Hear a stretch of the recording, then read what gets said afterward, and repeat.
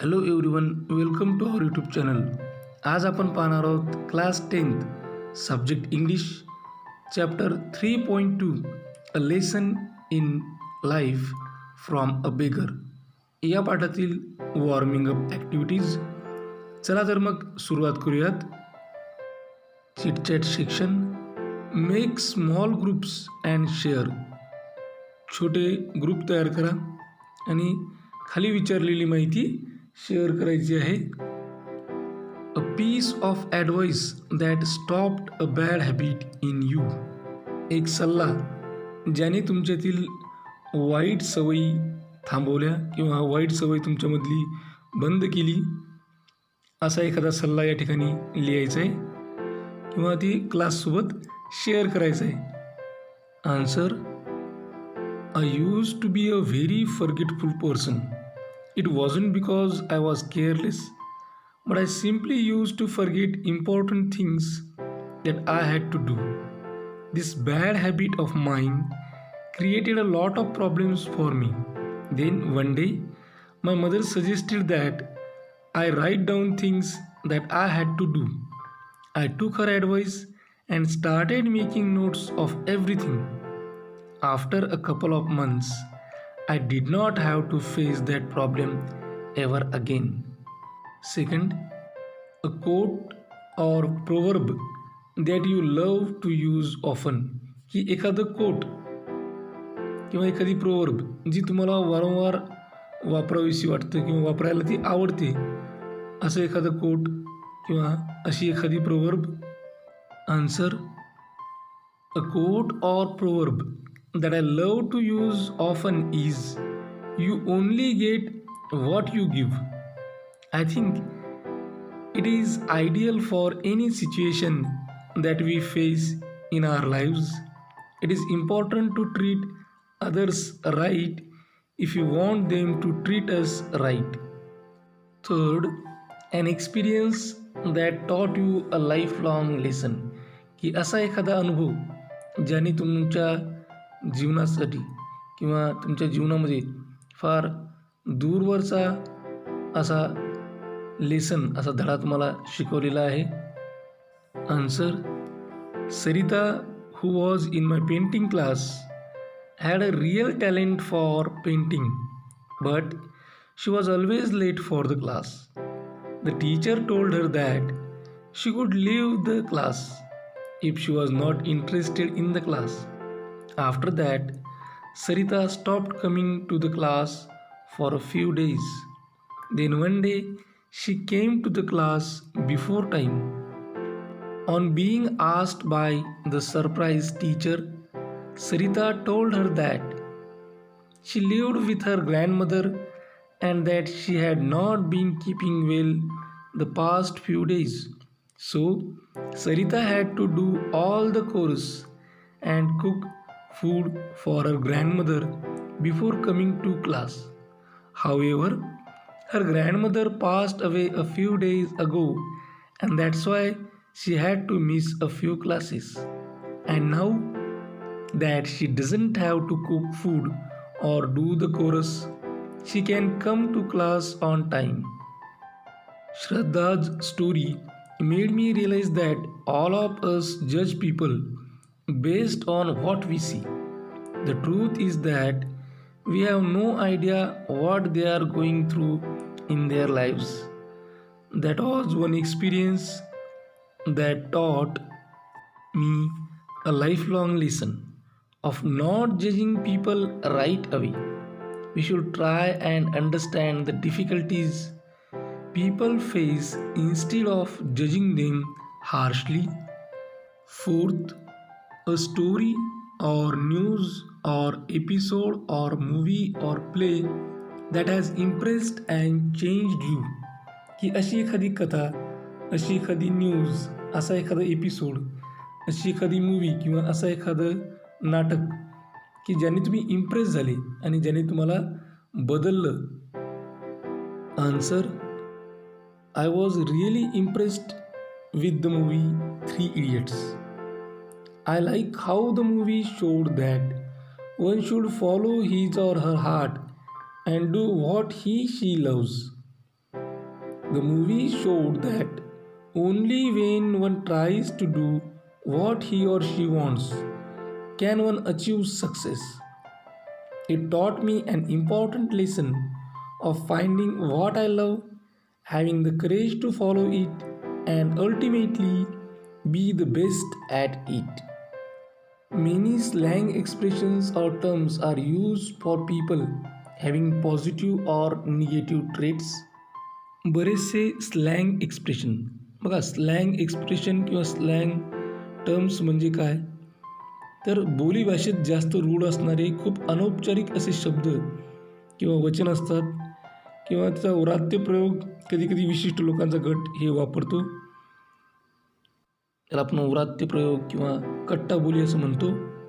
तर बरेच वेळा असे एक्सप्रेशन हे पॉझिटिव्ह किंवा निगेटिव्ह दृष्टिकोनातून सुद्धा वापरले जात असतात. केव्हा केव्हा तर ते अशा लोकांसाठी वापरले जातात की ज्यांच्यामध्ये पॉझिटिव्ह ट्रेट्स किंवा निगेटिव्ह ट्रेट्स आहेत. Match the expressions in column A with the type of persons in column B, की आता आपल्याला जोड्या जुळवायचे. कॉलम एमध्ये काय आहे, एक्सप्रेशन्स आहेत, आणि कॉलम बीमध्ये टाईप ऑफ पर्सन्स म्हणजे व्यक्तींचे प्रकार दिलेले आहेत. तर कॉलम एमध्ये कोणकोणते एक्सप्रेशन्स आहेत ते आपण बघू. First, couch potato. Second, worry wart. Third, foodie Dudi. Fourth, wet blanket. Fifth, whiz. Sixth, black sheep. Seventh, live wire. In column B there are type of persons. व्यक्तींचे प्रकार दिलेले आहेत. ए, ब्रिलियंट और जीनियस. बी, व्हेरी एनर्जेटिक और active. C, shameful person. D, lazy और good for nothing. E, spoils other people's fun और mood. F, always nervous और worried. G, old fashion और रिफ्युजेस चेंज. हे काही एक्सप्रेशन आणि types of persons दिलेले आहेत. तर आता आपल्याला जोड्या जुळवायच्या आहेत. बघा, पहिलं जे एक्सप्रेशन आहे काउच पोटॅटो. तर काउच पोटॅटो कोणाला म्हणतात, लेझी और गुड फॉर नथिंग. एखादा आळशी व्यक्ती किंवा जो काहीच कामाचा नाही त्याला हे एक्सप्रेशन वापरतात इंग्लिशमध्ये, काउच पोटॅटो. सेकंड एक्सप्रेशन आहे वरी वॉर्ट. वरी वॉर्ट कोणासाठी वापरलं जातं, ऑलवेज नर्वस और वरीड, की जो नेहमी नर्वस असतो, जो नेहमी नाराज असतो, जो नेहमी वरीड असतो, जो नेहमी चिंताग्रस्त असतो, अशा व्यक्तीसाठी वापरलं जातं वरी वॉर्ट. थर्ड एक्सप्रेशन आहे फुडी डुडी. आता फुडी डुडी कोणासाठी, तर ओल्ड फॅशन और रिफ्युजेस चेंज, की जो जुन्या फॅशनचा आहे, जुन्या विचारांचा आहे, जो नवनवीन घडत असलेले बदल नाकारतो, त्याला एक्सप्रेशन आहे fuddy Dudi. Fourth expression wet blanket. कुणाला म्हणायचं wet blanket, spoils other people's fun और मूड. जो इतर लोकांची गंमत, इतर लोकांचा मूड खराब करतो, त्याला आपण म्हणतो वेट ब्लँकेट. म्हणजे तशा प्रकारच्या लोकांना वेट ब्लँकेट म्हणतात इंग्लिश एक्सप्रेशन्समध्ये. Fifth expression is whiz. Whiz कोणाला म्हणायचं, तर जे ब्रिलियंट आहेत, जे जीनियस आहेत, अशा लोकांसाठी शब्द वापरला व्हिज. Sixth, black ship. कुणाला म्हणायचं ब्लॅक शिप, तर शेमफुल पर्सन यांना ब्लॅक शिप हे एक्सप्रेशन वापरलं जातं. Seventh, live wire. कुणाला म्हणायचं लाईव्ह वायर, व्हेरी एनर्जेटिक और ॲक्टिव्ह. जे खूपच एनर्जेटिक आहे, जे खूपच ॲक्टिव्ह आहेत, त्यांना लाईव्ह वायर असं म्हटलं जातं. Second activity, discuss with your group. आता एक ग्रुप तयार करायचा आहे आणि त्या ग्रुपसोबत तुम्हाला काय डिस्कस करायचं आहे, and write the difference in reactions of an optimist and pessimist. तर आपल्याला ऑप्टिमिस्ट म्हणजे आशावादी व्यक्ती आणि पेसिमिस्ट म्हणजे निराशावादी व्यक्ती. या दोन व्यक्तींच्या ज्या काही रिॲक्शन आहेत, ज्या प्रतिक्रिया आहेत, या प्रतिक्रियामधला फरक या ठिकाणी लिहायचा आहे. बघा एक कॉलम दिलेले आहेत, त्या ठिकाणी आपल्याला काही इव्हेंट्स दिलेले आहेत आणि ऑप्टिमिस्ट पेसिमिस्ट यांची काय रिॲक्शन त्या ठिकाणी राहील ते या ठिकाणी दिलेलं आहे. तर पहिली सिच्युएशन आहे failure in exam or test, की समजा परीक्षेत नापास झाली किंवा टेस्टमध्ये फेल झाली, त्यावेळेस ऑप्टिमिस्ट आशावादी त्याची रिॲक्शन कशी राहील?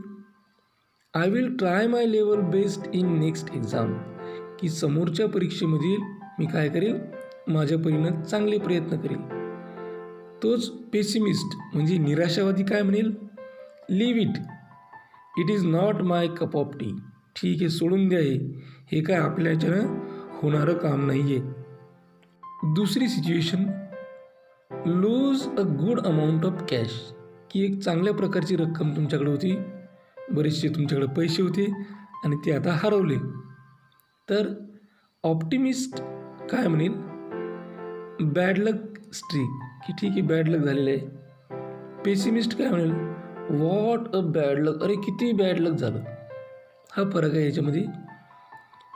Third situation unexpected rainfall or bad weather, की अनपेक्षितपणे पाऊस पडला किंवा हवामान खराब आहे. तर आशावादी व्यक्ती ऑप्टिमिस्ट काय म्हणेल? लेट्स एन्जॉय द रेन, चला या पावसाचा आनंद घेऊ. पेसिमिस्ट काय म्हणेल? शिट दिस रेन अगेन, अरे हे काय झालंस, पुन्हा पाऊस आला. द देन सिच्युएशन इलनेस, की आजारपण आहे. आशावादी व्यक्ती काय म्हणेल? I want to get well as early as possible, की मला लवकरात लवकर बरं व्हायचं आहे, असा आशावादी व्यक्ती म्हणेल. तोच निराशावादी व्यक्ती काय म्हणेल? आय विल डाय, मला मरायचं आहे. Fifth situation extra classes in school, की शाळेमध्ये एक्स्ट्रा क्लासेस आहेत. यावर ऑप्टिमिस्ट आशावादी व्यक्तीची रिॲक्शन राहील teacher is going to teach something new, चला आपले शिक्षक आपल्याला नवीन काहीतरी शिकवणार आहेत. तेच निराशावादी व्यक्ती पेसिमिस्ट व्यक्तीची रिॲक्शन काय राहील? What will it serve, it's a waste of time, यांना काय फायदा होणार आहे, ही फक्त वेळ वाया घालणं आहे. तर या ॲक्टिव्हिटीबरोबरच या पाठातील वॉर्मिंग अप ॲक्टिव्हिटीज पूर्ण झाल्या. अशाच प्रकारचे नवनवीन व्हिडिओ पाहण्यासाठी या चॅनलला सबस्क्राईब करा. आमच्या चॅनलचे सर्वच व्हिडिओज ताबडतोब तुमच्यापर्यंत पोहोचण्यासाठी बाजूला दिलेल्या बेल आयकॉन बटनला क्लिक करा. हा व्हिडिओ तुम्हाला आवडला असेल तर लाईक करा. तुमच्या मित्रमैत्रिणींमध्ये गरजू विद्यार्थ्यांमध्ये जास्तीत जास्त प्रमाणात शेअर करा. काही अडचण असेल, काही सजेशन असेल, काही इन्फॉर्मेशन असेल किंवा रिप्लाय द्यायचा असेल तर कमेंट बॉक्समध्ये कमेंट करा. हा व्हिडिओ अत्यंत काळजीपूर्वक आणि सर्वात महत्त्वाची गोष्ट टिल द एंड शेवटपर्यंत पाहिल्याबद्दल तुम्हा सर्वांचे मनापासून आभार. Thank you, thanks a lot.